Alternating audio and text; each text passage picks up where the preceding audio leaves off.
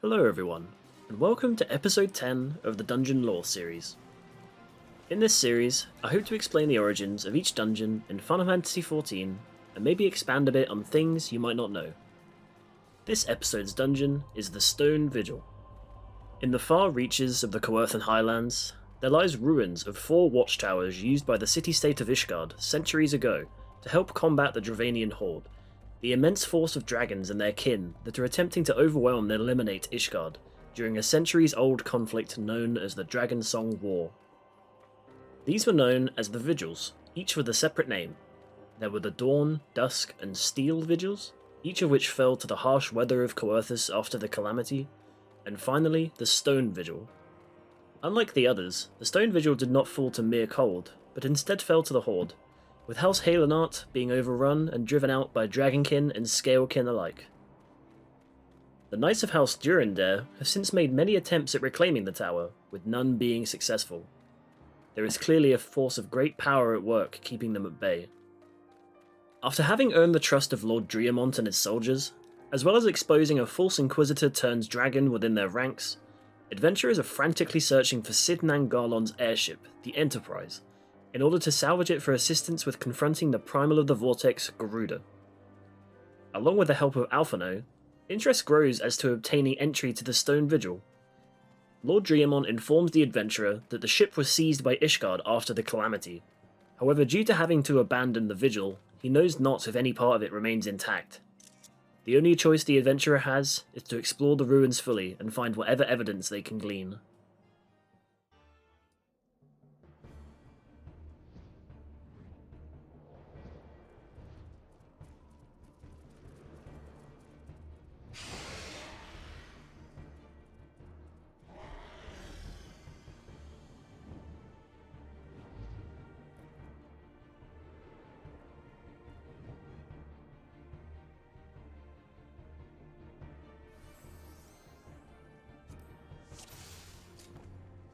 The party enters the Vigil, and it is immediately noticeable how battle-worn and run-down the place is, with many holes in the roof, crumbling walls and corridors full of the outside cold.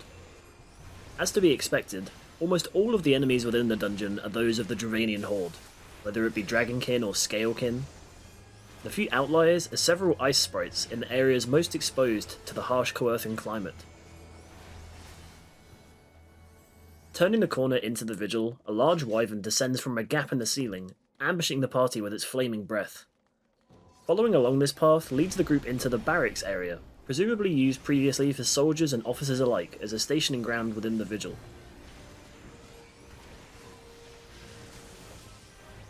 Heading out through the far side, the party again follows the main corridor and around another corner, yet again being accosted by the wyvern's breath, and leading them out into an open room known as the Barbican, which generally means a term for a castle or tower's outer defensive area, used as a front for preventing unwanted visitors deeper into the place if needed. Here they find a large 4-legged creature known as Chudo-Yudo. This large dragonkin in folklore was known as the Water of Life and Death, but luckily for the party, he does not also grow extra heads like his mythological self. During this fight, Chudo-Yudo executes its lion's breath on any targets in front of it, as well as swiping its claws, damaging any in front also. When injured, it charges to the edge of the room and uses an attack known as Swinge, a huge shockwave that pacifies any unlucky enough to be caught in it. Upon defeat, the flames blocking entry into the next part of the Vigil vanish, allowing the party to proceed. This section of the tower contains the Brattices, large open rooms with good vantage points designed for firing the nearby cannons out at invading dragons. Proceeding round the corridors, being attacked by the flame-bearing wyvern once more, the party reaches one of the outer walls of the Vigil, where a frigid breath of wind causes multiple ice sprites to manifest. Along these rooms, the party must also be aware of the patrolling dragon avises, as they can take many adventurers unaware if they attract the attention of yet more enemies. Following on, the party eventually encounters another wall of flames, denying their passage, and are forced to turn right to face the wyvern that has been pestering them at every turn. Koshé, like Chudo-Yudo, this dragon also has roots in folklore, being often known as the Immortal. During this fight, the party notices on occasion a huge dragon descend outside the nearby windows, attempting to blast the room with a sheet of icy breath. This dragon, Isgabind, can be stopped in its tracks by using the nearby cannons to temporarily blast him away. Koshei, meanwhile, throws multiple gusts at the party, causing small whirlwinds to travel across the room. Upon defeat, the flames yet again dissipate, and the party can proceed to the next and final stage of the vigil. The party turns and faces another long corridor, with yet more ice sprites and patrolling Evises, passing the security command room long since forgotten in use, until finally they head up the final set of stairs to open the door to the strong room, where Isgabind and another familiar face await. There is another long cutscene coming up here as well. If you want to skip it and just hear a summary of what happened, I'll put it in the video here. Hope you enjoy.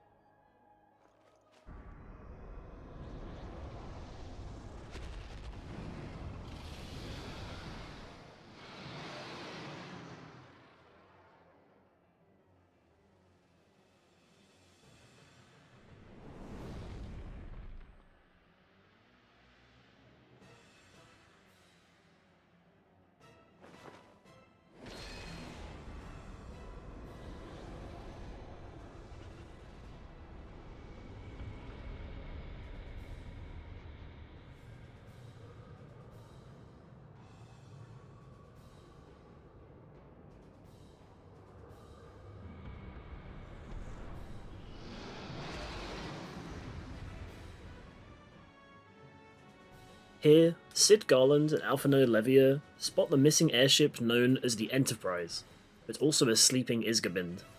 They let the adventurer know that they will attempt to silently walk by while said adventurer watches the dragon for any sign of awakening. However, things quickly go wrong as La Hebrea of the Asians appears once again to scrutinize and interfere with the efforts of the Scions of the Seventh Dawn to quell the Primals. He brings himself down to the floor with the dragon, and loses no time infusing it with the dark magic, provoking it and stirring it into a rage. He then enshrouds the arena with a similar dark hue to that seen in Hawk Manor, and vanishes, leaving the adventurers to deal with the extremely aggressive Isgabind. During this fight, Isgabind will use a breath attack in front of him also, as well as occasionally flying away to dash across the arena, causing any caught in the tailwind to freeze and take heavy damage. He also uses his ice breath from before, placing sheets of ice onto party members, again slowing and freezing them if not avoided. Upon defeat, the dragon roars and collapses, and vanishes into nothing.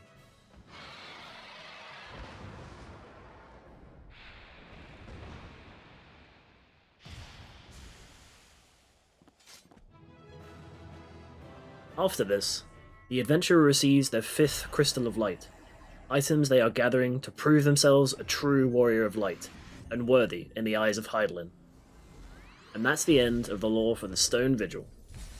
An escapade into a lost Ishgardian tower, searching for an airship, turn to an encounter with the mysterious Asians once again. I hope you enjoyed this video.